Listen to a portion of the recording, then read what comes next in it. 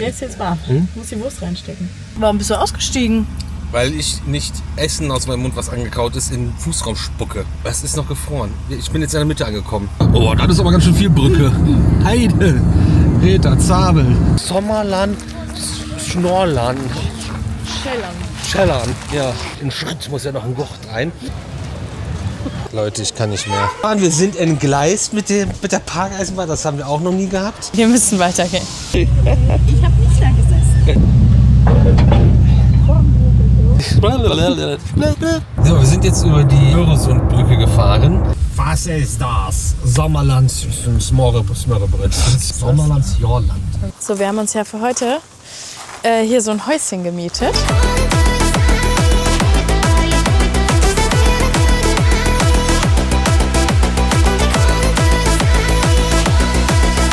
Mahlzeit, herzlich willkommen beim Review Magazin und einem neuen Video unsererseits. Wir sind on Tour, wir nehmen euch wieder mit on Tour. Wir sind auf der Scandi Tour 2 und wir sind gerade aufgestanden. Hier ist der Nachtrag zu unserem Hotel von gestern Abend, was wir euch nicht gezeigt haben, weil das Gewitter uns rein verjagt hat. Maximal 28 Grad hatten wir gestern, das vielleicht mal als Vergleich für die ganzen 38 Grad Posts aus Deutschland. Macht es nicht besser. War nämlich auch sehr, sehr schwül. Wir sind jetzt aufgestanden, haben unser Zeug gepackt, sind runtergegangen. Es ist auf jeden Fall ultra stürmisch. Schauen wir mal, was das gibt. Wir haben eine gute Stunde von hier oder anderthalb, anderthalb war es, genau. Freizeitpark, den wir heute besuchen. Eventuell hängen wir noch mal einen zweiten dran, das werden wir aber spontan entscheiden. Jetzt erstmal müssen wir überlegen und beratschlagen, ob und wie und wo und was es zum Frühstück gibt.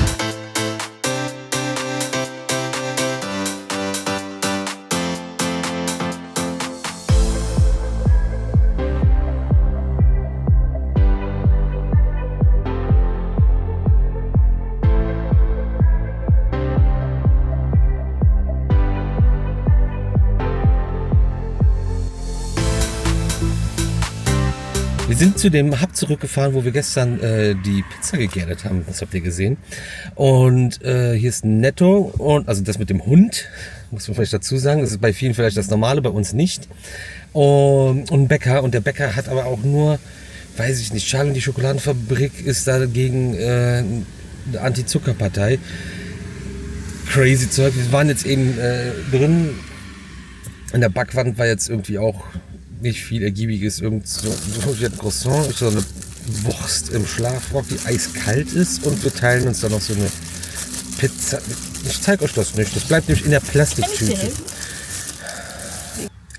Alles in Plastiktüten mit Plastikhandschuhen. Ich weiß es nicht, was in Dänemark los ist, weil alle fahren hier elektrisch und alles ist so toll, aber wieso ist alles mit Plastik? Meinst du was? Meinst du, die ist nur aufgetaut? Ich weiß nicht, ob die überhaupt ganz aufgetaut ist. Und viel zu viel Teig. Wollte ich gerade sagen, das sieht aus wie sehr viel Brot. Mhm. Zeig mal. Mhm. Danke.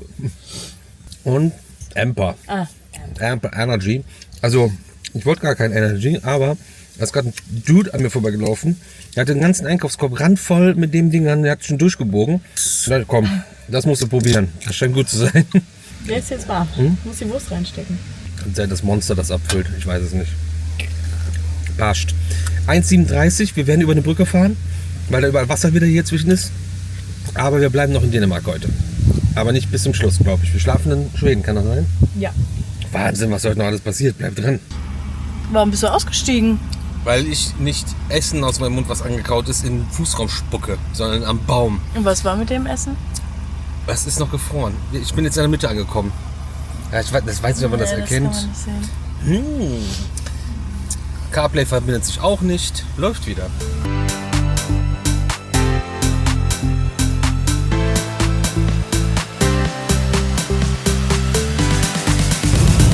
Ja, der Lifestyle, den alle gerne hätten. Mit Shanghai telefonieren, am Laptop irgendwelchen Sachen machen. Schön. Ja, guck mal hier. Oh, das ist aber ganz schön viel Brücke. Heide, Reta, Zabel. Was ist denn hier? Boah. Ach ja, bezahlt werden will die Brücke auch. Boah, krass, das sieht echt crazy aus. Guck mal, wie weit das einfach ins Meer reingeht, ey. Witzigerweise auf beiden Seiten hat das Meer so Angst. Das wäre jetzt keine Brücke, sondern einfach nur eine Scenic Road.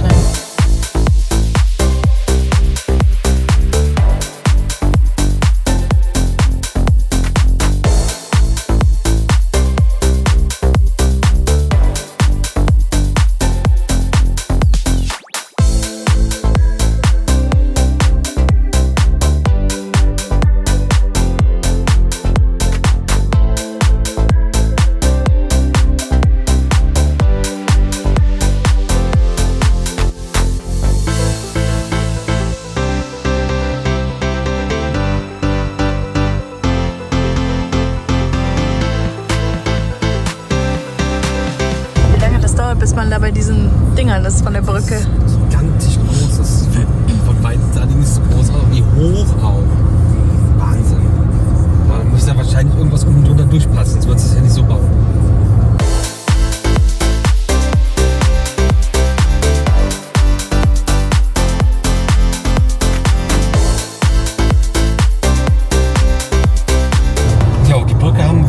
Überwunden und sehr cool, sehr beeindruckend. Ihr habt es ja gerade gesehen. 350 Kronen haben wir jetzt bezahlt für die Überfahrt und sind jetzt auf einem anderen Landteil von Dänemark. Es ist halt crazy hier oben. Ne? War noch nicht die letzte Brücke und ich glaube, das war nicht die größte, die wir heute machen, aber dazu später mehr in diesem Video. Wir fahren dann jetzt noch eine Stunde bis zu unserem ersten Ziel heute.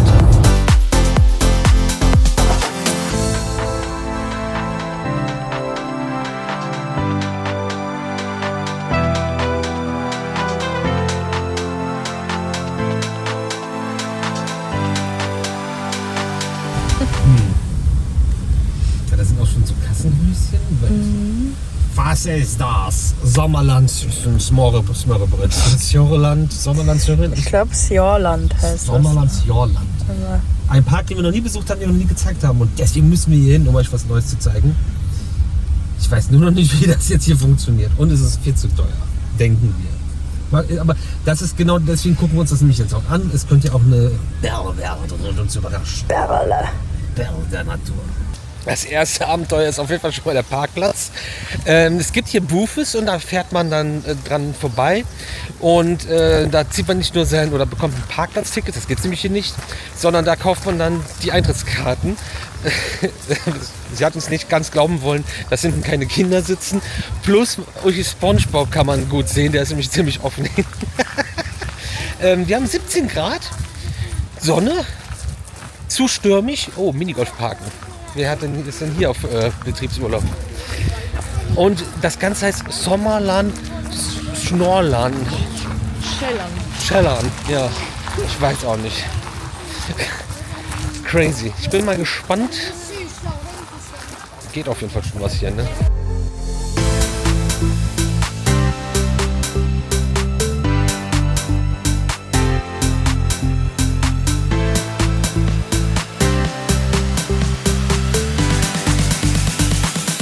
Trampoline ohne Ende, Trampoline, Wabbelberge, Hochseilgarten. Wir haben aber jetzt auch direkt hier hinterm Eingang 2 Achterbahnen. Von der einen habe ich noch nichts gesehen, bei der anderen habe ich gesehen, schleichen Menschen rum. Sollen wir erstmal bei der großen gucken. Sehr stürmisch. Sieht ja irgendwie nicht so belebt aus. Und da haben wir auch direkt das nächste Thema. Die haben hier nämlich noch so eine Human-Powered Tretachterbahn, wie ihr sie von den ganzen Karls Erlebnisdörfern inzwischen kennt. Das ist ja riesig. Aber hier steht nichts vom Gewicht dran. Ich werde es trotzdem nicht machen, weil da passt ja gar nicht mehr rein.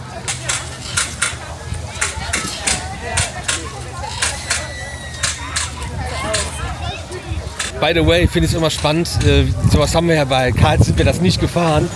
Weil ohne Spaß erwachsene Männer sich bei den Parks beschweren, warum wir denn sowas gefahren sind und die das einfach so nicht dürfen.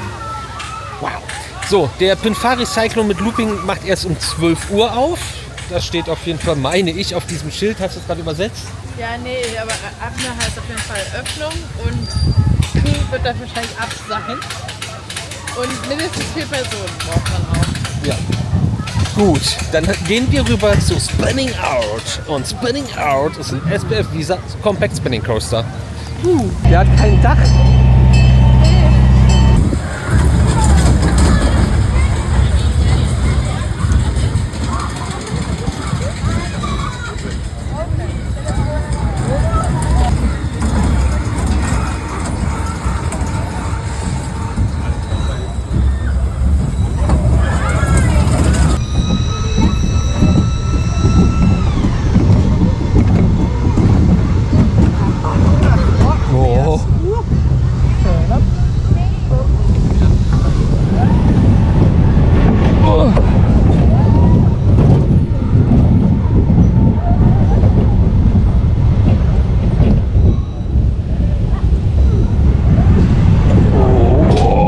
Wir sind Spinning Out gefahren, Compact Spinning Coaster SBF Visa, mit der Besonderheit, erstmal haben die Bügel keine Gurte, die muss ja sonst in Schritt muss ja noch ein Gurt rein. Aber es gibt dann Gondeln, die haben dann wieder diese Schultergurte, die hatten wir auch schon mal gezeigt. Das verstehe ich nicht, aber auch nur so vereinzelt. Dann ist das Ganze eine Reiseanlage und der Mittelbau steht ja logischerweise drunter.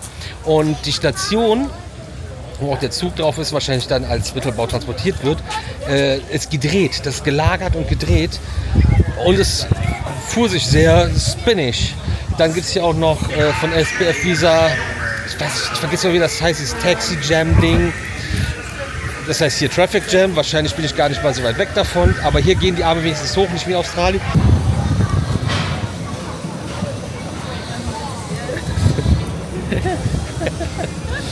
Voll geil, Traffic Jam, und dann ist hier so ein gemeinsames Operator-Häuschen in einem alten MAN-Truck und hier neben ist auch noch so eine Werkstatt und da drin sind Bumper Cars, aber nicht Autoscooter, sondern wie Bumper Boats, nur auf Boden, ohne Wasser. Total crazy, aber voll geil, weil dieser Hangar-Garagen-Look und das auch drin durchgezogen als Thematisierung. Und hier hinter ist irgendwie noch so ein Bubble-By-Track. Ich weiß nicht, ob der bedient wird. Dann ist hier noch die große Achterbahn. Zwei Jungs von der Maintenance sind inzwischen da. Die sind mit ihren Offroad-Golfkarts hier von Kawasaki. Das ist übrigens das japanische Wort für Unterhose, Kawasaki. Da wird wieder um den Kopf geschüttelt. Ich finde die Interpretation der Züge spannend. Als ob, du kennst so Krokodile, die ohne Oberkiefer geboren werden und dann hat man einfach nur eine Stange, eine Zahnspange darüber gemacht. Das kommt also später dran. Dann gehen wir jetzt wieder ein Stück weiter. Diese Achterbahn, das ist ja sehr verlockend, aber machen wir jetzt nicht. Das ist immer jemand daneben, weil der die rauchen soll. Aber hier steht nicht, dass er einfach wirklich gut. Das ist halt nicht leicht. Das machen wir jetzt nicht.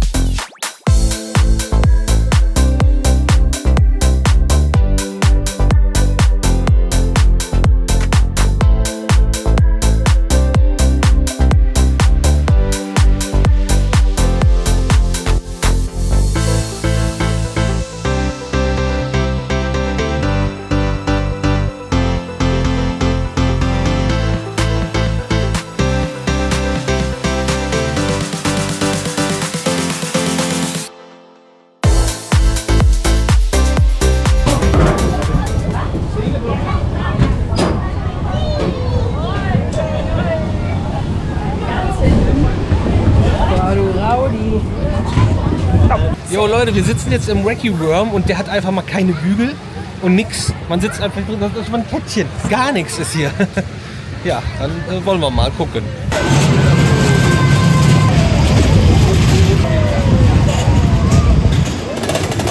Schon so umkippt. Ja.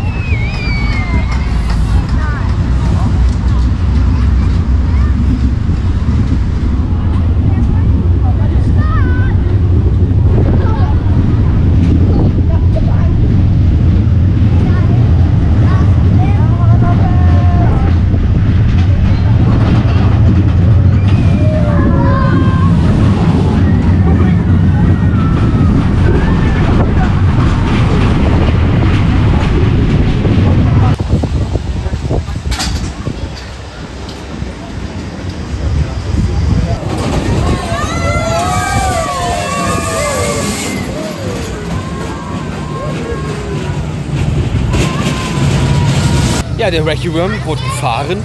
Eigentlich ganz cool, weil der hat einen Reibradlift, das ist viel ruhiger. Dann das entspannte Sitzen ohne Bügel und allem drum und dran. Schön. Ich finde die Kinderschleife, die ist so hässlich, dass sie wieder schön ist. Die sieht irgendwie aus wie so ein Tiger and Turtle als fahrbare Attraktion. Wer Tiger and Turtle in Duisburg nicht kennt, ich verlinke euch gerne mal ein Video. Tiger and Turtle, Holzachterbahn, Wiegand Alpine Coaster Hybrid als Kinderfahrt. Das ist noch eine Oldtimer, aber den habe ich gar nicht gesehen, aber sehr klein, sehr, sehr klein.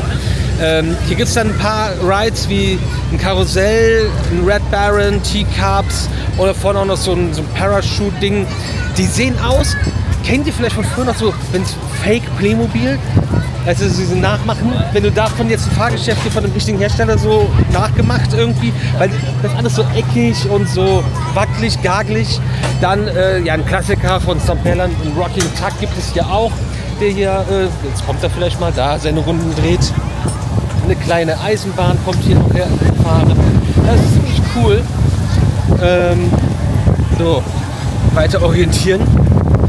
Spielplätze, Wasserspielplätze. Es gibt auch einen großen Wasserpark noch hierzu.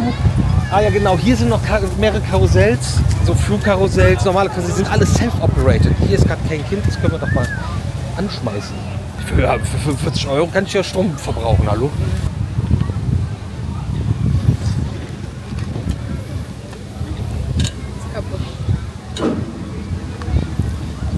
Tada! Aus. Das ist ein Problem. Aber das geht. Das funktioniert. Gut. Das ist schlecht. Aber es ist überwacht, aber irgendwie... Naja. Bienchen sind self-operated, das sind nochmal Fischis oder alles. Das ist auch so günstig eingekauft, sage ich mal. Ich glaube, wenn wir um den Wasserpark drumherum gehen, kommen wir zu diesen Themenfahrten, die es hier eventuell geben könnte. Was am Parkplan so aussieht. Es geht auch hier unten lang. Da ist der Wasserpark ja noch.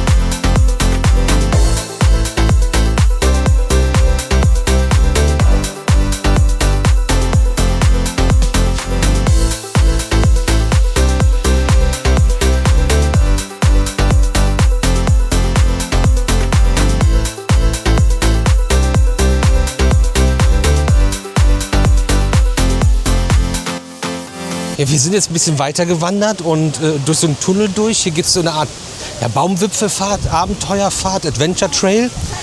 Eigentlich sind dann hier neben uns noch Tretboote gewesen, aber die fahren gerade nicht. Ganz weit hinten gibt es Go-Karts. Hier kann man Gold schürfen oder Edelsteine finden. Juwelen, ja, Jungle-Juwelen.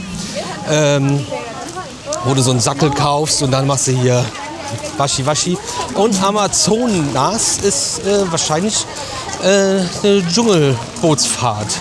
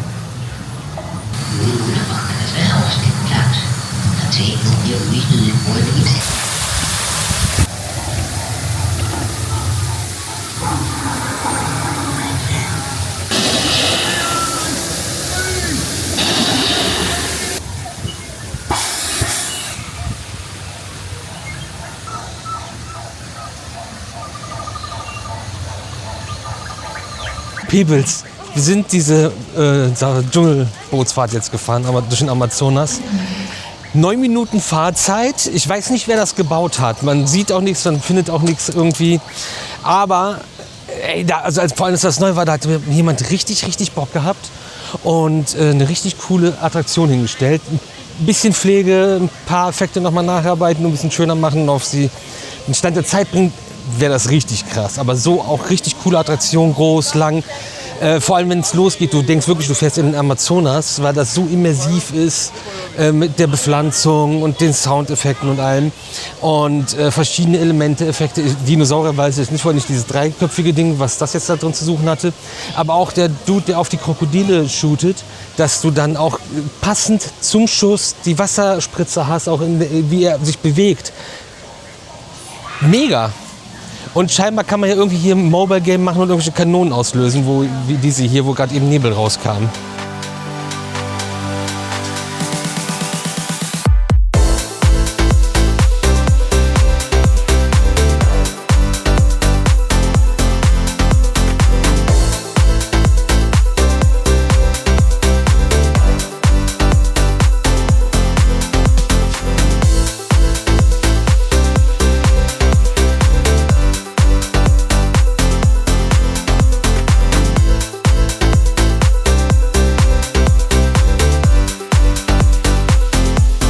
By the way, sei vielleicht auch mal erwähnt, das ist jetzt kein reiner Freizeitpark oder Freizeitpark mit Wasserpark, sondern es ist so ein bisschen auch Naherholung, Kurzurlaub und es gibt hier auch verschiedenste Möglichkeiten zu übernachten.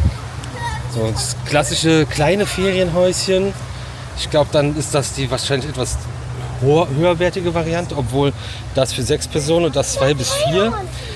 Oder auch sehr cool, so ein kleines Fass, wo du aber ein Pony von hast, also dass du so eine Kutsche hast. Das ist natürlich richtig Adventure, voll cool. Muss man aber auch wollen. Aber das ist so, was es hier auch noch gibt. Das können wir euch leider anders gerade nicht zeigen, weil wir gar nicht davon in der Nähe sind. Weil das ist irgendwo da hinten und von oben können wir euch auch nichts zeigen, weil dann ist weg. Ist einfach sehr stürmisch. Ja, wir sind jetzt wieder im vorderen Bereich, wo dann die große Looping-Achterbahn gerade den Lift auch erklimmt. Ich glaube sogar mit Menschen drin. Also auch der Wurm war für 11 angesetzt, ist aber vor 11 auch schon gefahren. Und jetzt hier der Looper für 12 und scheint jetzt auch vor 12 zu fahren. Wir haben jetzt aber 11:43 Uhr, also naja.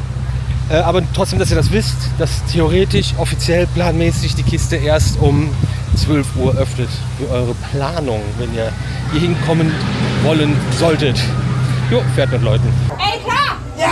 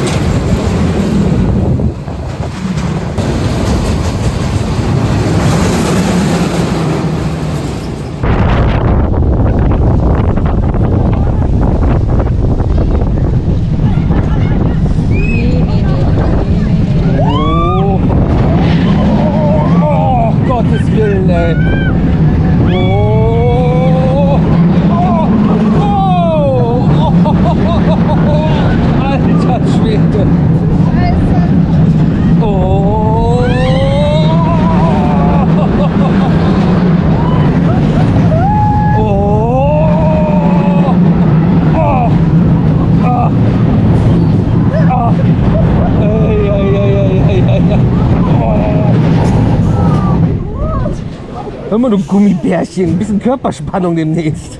Ich bin nur auf mein Ohr fixiert.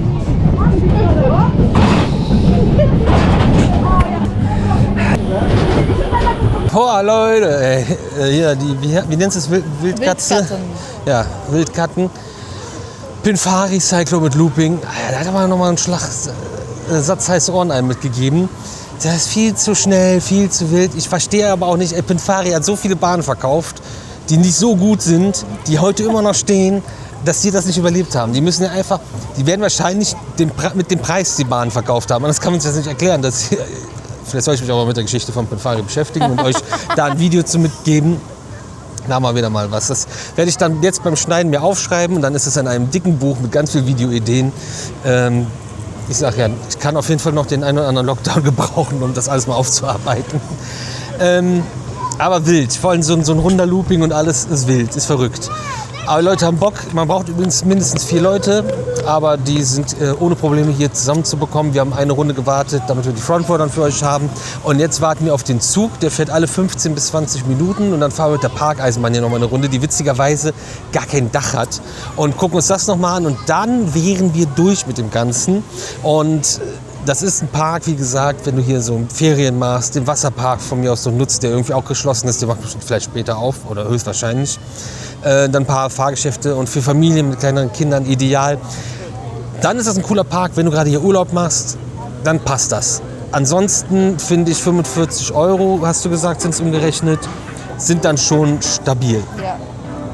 Gut, das erstmal dazu, zu unseren weiteren Planungen heute, wie wir weiter verfahren, auch gleich nochmal mehr.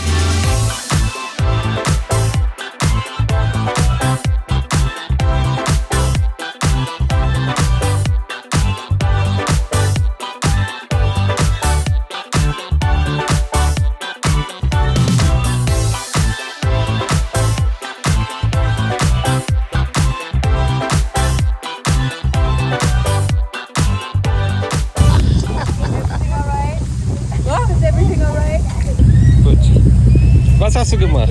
Ich habe gar nichts gemacht. Ich habe nicht da gesessen.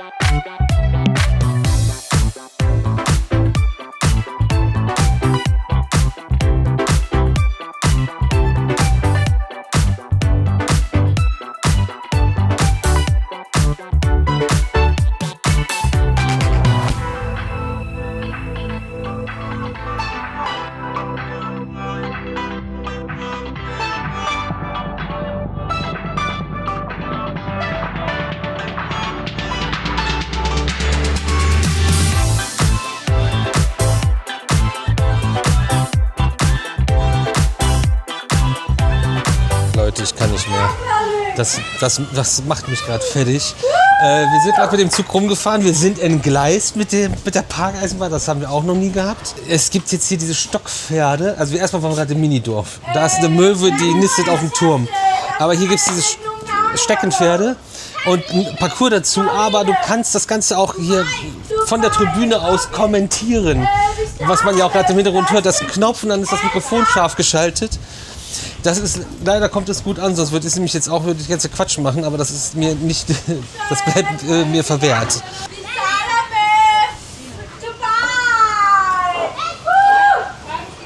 Aber es fehlt hier, glaube ich, noch so ein bisschen an Skill.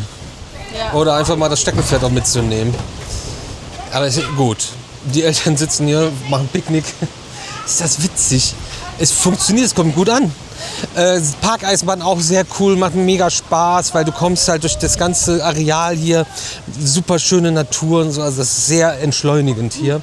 Was gibt's da drin noch, wenn wir da das Outdoor-Minidorf schon hatten? Es gibt auch noch Ziegen zum Streicheln, Loggage und irgend so ein riesen Buddel-Schaufel-Action, das ist aber von 14 bis 16 Uhr. Wir vermuten, dass man da auch... Ach, das ist die Werkstatt für die Häuser, das ist ja crazy. Wir vermuten, dass man dann da vielleicht was gewinnen kann oder so. Und dann kann man jetzt hier einfach gucken. Ah, crazy. Boah, was eine Arbeit. Hier mit den ganzen Dachpfannen und so. Einzeln, alles die Rohre. Tschüss. Ich dachte, wir mit seinen Stecken. Also hier sind wir eben hochgefahren. Und hier ist aber auch noch ein normaler Weg. Das ist auch schon hier und ein Weg und von da kommen wir gerade. Die Wege sind auf jeden Fall witzig. Dann gibt es hier einfach mal eine Pferdereitbahn im Wald versteckt. Die haben wir vorher noch nicht gesehen. Drop Tower, der ist auch... Warte, was hat der denn jetzt alles hier für Beschränkungen? Bei 6 Personen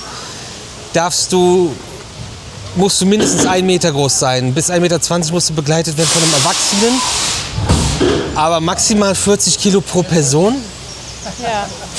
Welcher Erwachsene wiegt denn maximal 40 Kilo? Und bei mindestens 1,20 bis maximal 1,80 Meter bei 2 Personen, 2 Erwachsene 80 per... Ich verstehe es nicht. Es dürfen maximal zwei Erwachsene dabei sein. Da dürfen die Erwachsenen aber auch nur 80 Kilo wiegen. Wir müssen weitergehen.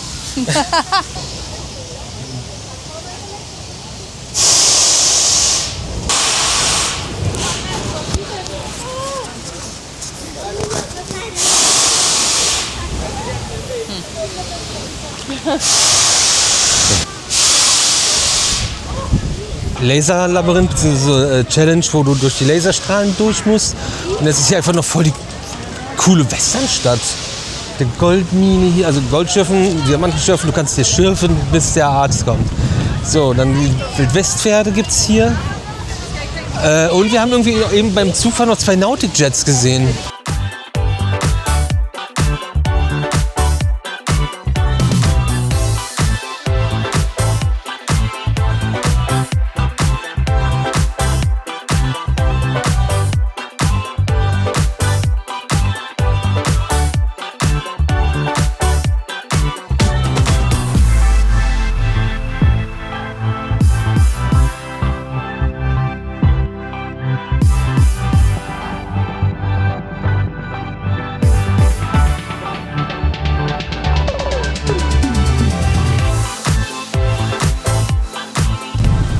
Also eigentlich gibt es doch diese eine Kugel, wo man dann hinkommen muss. Ja, aber Ach Gott. schaffen die alten Leute das? Danke dir. Manu!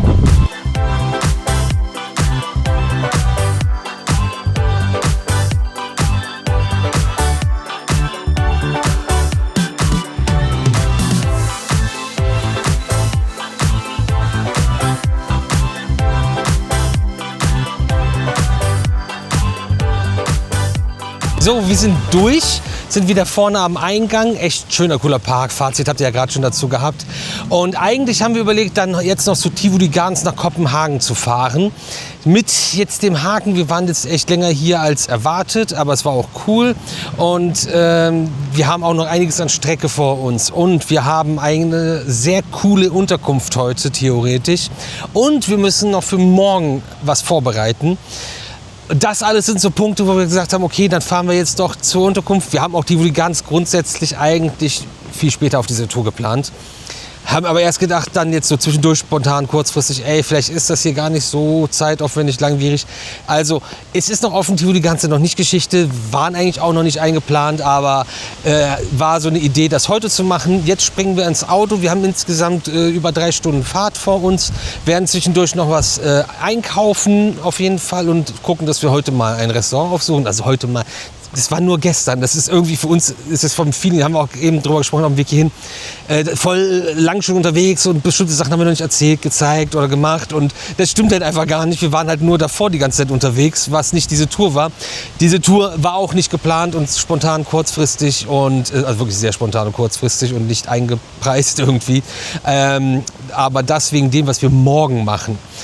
Dazu aber dann auch wieder mehr. Ich bin gespannt auf die Unterkunft, ich habe gerade schon Bilder gesehen, weil wir machen das meistens so, Ich plane die Routen, die Tour, was machen wir wann, wie und wo und sage auch, wo ungefähr grob unsere Übernachtungsstätten sein sollen und Uschi sucht danach dann Hotels raus und ich sehe die vorher nie und werde dann auch immer überrascht, wo es dann hingeht für uns.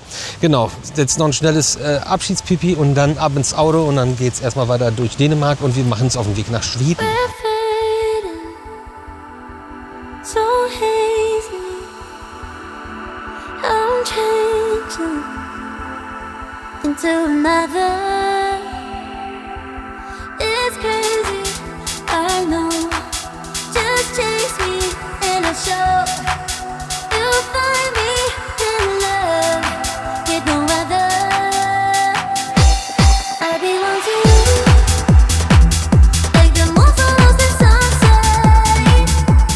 I belong to you. Hem. Was ist denn hier los? Cronenberg, Snack Mix, Alles für jetzt. English Wine Yummy, Festival Mix, Cocktail Mix, Minis, bla, bla, weiß ich nicht. Oh, Croner Popcorn.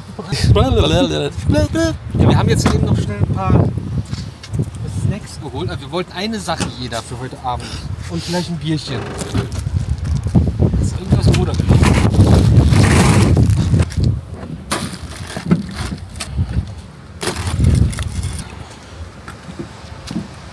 Kann's aufhalten. Ja. Ja.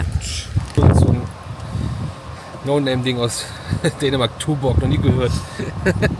Die Tuborg Ultras sind unterwegs. Im Gegensatz zu Australien, wo man klischeemäßig ja denkt, die würden den ganzen Tag Forsters trinken, was da irgendwie nirgendwo zu kaufen. Also es gab so einen Liquor Store, das gab es nirgendwo am Hahn und sonst auch nirgendwo. Gibt es Tuborg hier an jeder Ecke. Müssen wir das hier mal taktisch klug anstellen? Wer hat eigentlich diese Box konstruiert, wenn das nicht ausgeht, dass die Dosen nebeneinander stehen? Oh. Danke fürs Festhalten. War nur meine Hand Ist nach dazwischen. hinten gerutscht. Keine Amerikaner. Eigentlich, würde man denken. And no other. I belong to you. I knew it from the first day. Ich muss immer erst meine Haare machen. Wir sind hier gerade auf dem Weg in unsere Gemach für heute. Und hier an der Autobahn, wo wir so lang fahren, waren auf einmal so Hinweisschilder, dass es für den Roskilde Festivalparkplatz die nächste Ausfahrt runtergeht und sowas. Und da habe ich schon so gedacht, oh, jetzt ist am Wochenende Festival, wie witzig. Und dann fuhren wir weiter und dann fuhren wir an ganz vielen Zeltplätzen vorbei, mit sehr, sehr vielen Zelten. Und ich dachte mir so, nee, das sind nicht alles Leute, die gerade erst angereist sind. Weil heute ist ja Donnerstag und morgen würde ja Sinn machen, wenn das Festival dann losgehen würde. Der Zeltplatz sagt... Es war verwüstet. Wie, es kann nicht sein, dass ja, genau, die jetzt erst... Deswegen wollte ich jetzt gerade sagen. Der Zeltplatz sah auf jeden Fall nicht so aus, als ob die gerade erst gekommen sind. Es war komplett, wie es halt so aussieht nach so einem, oder während so einem Festival, irgendwie überall Müll und Zeugs und eingestürzte Zelte und keine Ahnung was. Und als wir dann weiterfuhren, kamen immer noch mehr Zeltplätze und eine Brücke, wo Leute drüber pilgerten und weil auf der anderen Seite auch nochmal Zeltplätze waren. Und dann habe ich das Ganze mal gegoogelt. Genau, das ist das Roskilde Festival hier in Roskilde. Wie auch immer man das ausspricht, das weiß ich leider nicht. Ich kann kein Dänisch. Ich kann viel, aber kein Dänisch. Und das ist das größte Festival in den nordischen Ländern und gibt es seit 1971. Wurde von 2 Gymnasiasten und einem Veranstalter gegründet und hat so begonnen mit so musikorientiertes Festival der Hippie-Bewegung, wie viele damals, und ist jetzt zu einem Jugend-Mainstream-Festival geworden. Das geht tatsächlich immer eine Woche und mit ordentlichen Headlinern. Also sind in den Jahren, seitdem es das Festival gibt, ist schon so das Who is Who der Musik hier irgendwie mal gewesen. Und das war auf jeden Fall jetzt spannend, sich da mal so reinzulesen und auch irgendwie zu erfahren, was das hier so ist, damit man nicht einfach nur vorbeifährt und denkt, Zelt. Und jetzt fahren wir in den Stau? Oder was ist das? Ja, tolli. Aber das, was du gerade vorgelesen hast, wer da so alles schon mal geheadlined hat, allein das klang wie so eine 50er-Spindel mit MP3s von früher. Weil da war ja alles dabei und also super viel, was man selbst gerne mal gesehen hätte wahrscheinlich. Also von Rage Against the Machine über Bob Marley bis Slipknot, Rammstein und jetzt Electric Callboy ist schon schon nice. Oder auch Tiesto hat da schon gespielt, Wu-Tang Clan. Digga, wie geil ist das denn alles? Snoop Dogg. Ja.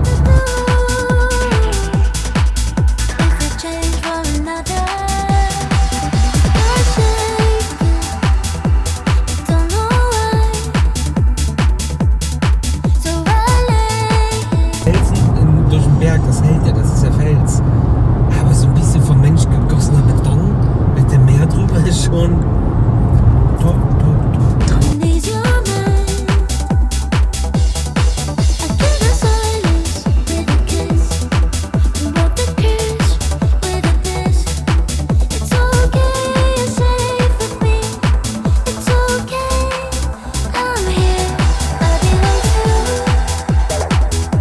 So, wir sind jetzt über die Öresundbrücke gefahren.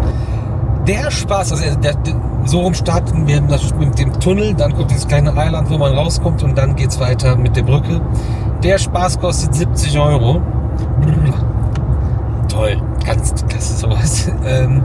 Und jetzt kurz danach, da stand dann die schwedische Grenzbehörde zum Pass kontrollieren.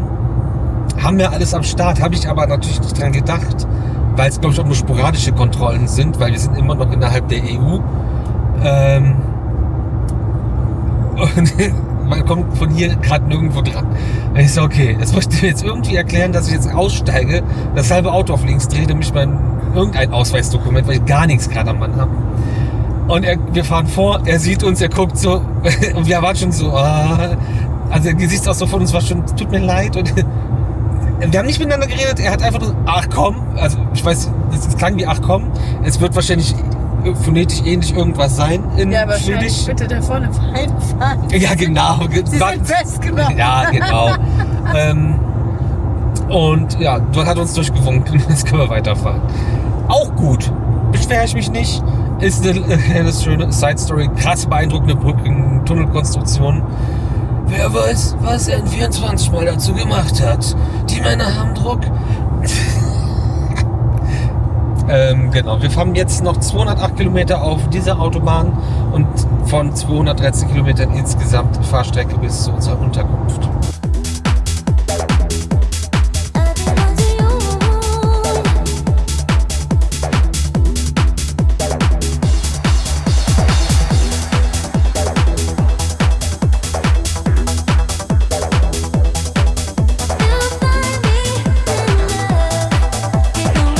Wir sind jetzt noch nicht ganz am Ziel, aber wir sind jetzt erstmal was essen. Wir sind 5 Minuten von unserer Unterkunft beim Thai Jasmin Restaurant. So wie der Deutsche das spricht, das ist hier geschrieben. Und was haben wir dann jetzt hier noch? Ja, wir haben uns jetzt für 2 thailändische Biere entschieden, die einfach mal zu testen, weil ich sag mal, schwedische Biere kennt man jetzt auch bei uns, nicht alle natürlich, aber da haben wir vielleicht auch ein bisschen Gelegenheit zu. Deswegen, ich bin gespannt. Eine braune Flasche und eine grüne Flasche. Ich denke, wir haben schon unseren Favoriten, aber wir testen das einfach mal. Ich schenke mal ein. Das hier ist ein Lager. Sehr lecker. Jetzt testest du das. Nee, komm du das. Okay, soll ich erst das testen? Was ist das für eins? Ein Classic Beer. Auch gut. I belong to you. I knew it from the first time. Don't do. Ja, also, so ist das eigentlich nicht gedacht mit dem Zebrastreifen. Yo, ey. Die alten Herren. If you change for another, I belong to you.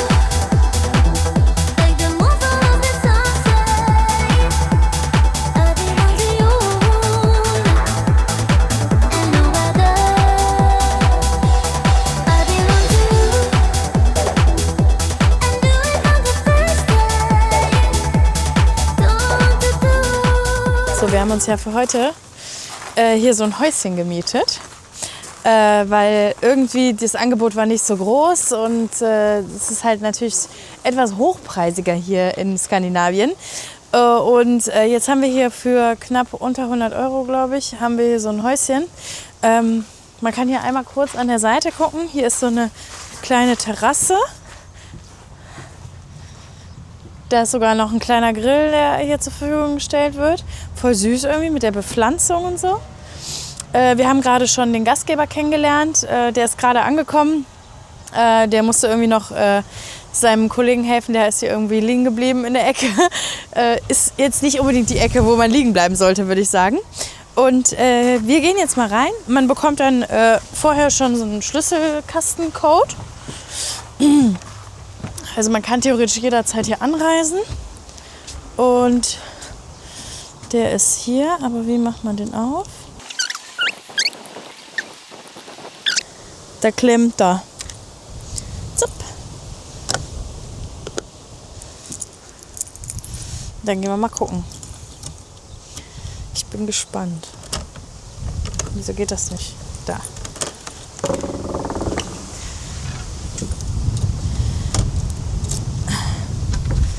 So. Ach, wie süß. Mal die Tür zu, sonst zieht es hier so ein bisschen. Weil es ist im Moment sehr stürmisch hier in Schweden.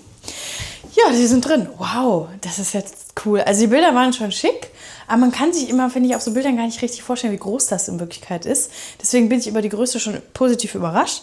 Wir haben eine Mikrowelle. Man kommt rein, man guckt ins Klo. Hier ist so eine Schiebetür, aber alles irgendwie ziemlich modern. Nicht schlecht. Schöne große Dusche. Könnt ihr mal gucken. Kann man mal gar nichts sagen. Auch irgendwie sehr geschmackvoll allgemein vom Boden. Richtig schöne Küchenzeile, großer Kühlschrank. Gefällt mir gut. Coole Uhr. Irgendwie so ein kleiner Stilmix hier. Dann ein geheimes Fach vielleicht da oben. Sehr schöne Möbel, sehr geschmackvoll. Und der Bro geht jetzt gerade schon nach oben, denn da ist, glaube ich, unser Schlafraum. Kein Fernseher. Sehr geil. Kein Fernseher, ne? Also finde ich jetzt auch nicht unbedingt nötig, weil man hat hier nämlich auch Fahrräder kostenlos mit drin. Es sind hier, glaube ich, 3 Fahrräder. Ein Kinderfahrrad und 2 Erwachsenenfahrräder, die du hier einfach kostenlos mit im Hotelpreis drin hast. Und die kann man sich dann nämlich einfach schnappen und hier über die Felder radeln oder weiß ich nicht was. Und sogar ein Stand-Up-Paddleboard. Nicht Boot. Wo genau hier direkt das Wasser ist, weiß ich nicht. Aber es dauert eine Viertelstunde, 20 Minuten in die Richtung. Da ist auf jeden Fall Wasser. Ob das jetzt möglich ist, das Stand-Up-Paddling zu machen, bezweifle ich, weil das, glaube ich, das Meer ist. Aber ja, wir gehen mal hoch. Ach, stehen kann man hier nicht. Ich nicht. Ich auch nicht. Aber es ist aber gar nicht so warm hier, ne? Weil es hier schön zieht. Aber hier steht sogar ein Ventilator. Also das ist tatsächlich einfach eine Matratze auf dem Boden. Auf den Bildern war da noch so ein Palettengestell drunter. Halte ich jetzt nicht für nötig, aber dann hat man vielleicht einfach ein bisschen einfacheren Komfort beim Aufstehen, weil man jetzt fast vom Boden ja aufsteht. Aber dann stößt man sich auch nicht so schnell in den Kopf, wenn man nicht so weit oben liegt. Ich find's total geil. Ikea. Also hier hält sich öfter mal jemand fest, würde ich sagen. Ja, also mehr geht hier leider nicht. Aber ist ja auch nicht nötig. Ich finde das irgendwie süß, dass es hier so oben ist. Und aber die Treppe ist schon eine Herausforderung, ne? Die gehst du rückwärts runter. Ja, klar, die geht man rückwärts runter. Gut. Also ich bin positiv überrascht. Ich finde es sehr süß und sehr geschmackvoll. Zweites Geländer wäre nicht schlimm gewesen. Meine Freundin damals, die Freier, die hat auch in so einem Dachbodengeschoss gepennt. Und die hatte auch so eine Treppe. Die war irgendwie auch so. Und die ist dann mal runter. Und ich dachte mir immer so, Alter, wie macht die das? Aber gut, wenn du das jeden Tag 15 Mal machst, dann... Ich habe gerade noch das Guest-iPad gefunden. Das ist total witzig. Hier gibt es ein Guest-iPad. Es gibt auch noch ein Schachspiel. Und ich weiß nicht, ob wir das gerade erwähnt haben, es gibt sogar eine Klimaanlage hier drin. Mega. Und alle Ausblick.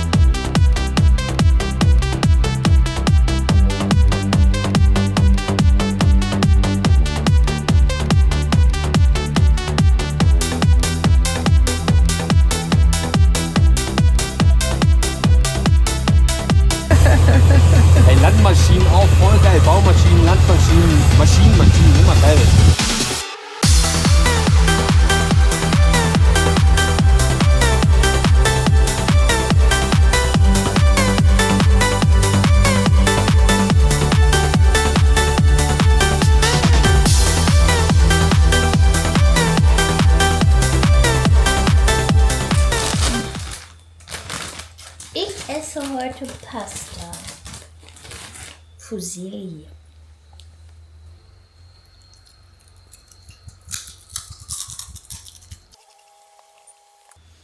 Also die Nudel an sich ist nicht so luftig, wie man denken würde, aber lecker gewürzt. Hier gibt es noch so Kreise, aber die sehen irgendwie anders aus. Luftiger. So Leute, der Kollege draußen stapelt jetzt natürlich fleißig die Ballen auch auf dem Wagen und ich habe ja noch die Salzstangen hier am Stöselmannese und die wollen wir natürlich auch noch probieren. Dann haben wir alles mal probiert, was heute zu probieren ist. Es gibt ja noch ein bisschen mehr, habt ihr ja gesehen. Bevor wir wieder Ärger kriegen, ich krieg das nicht auf. Ja, ansonsten sind wir übrigens in Vorbereitung für morgen und in normale Arbeit und Nacharbeit von heute. Gerade noch. Auch eklig. Langweilig. Oh. Nix sagen, langweilig. Sehr wenig Geschmack. Oder ich bin tot. Ich bin tot. Also ein bisschen mediterran.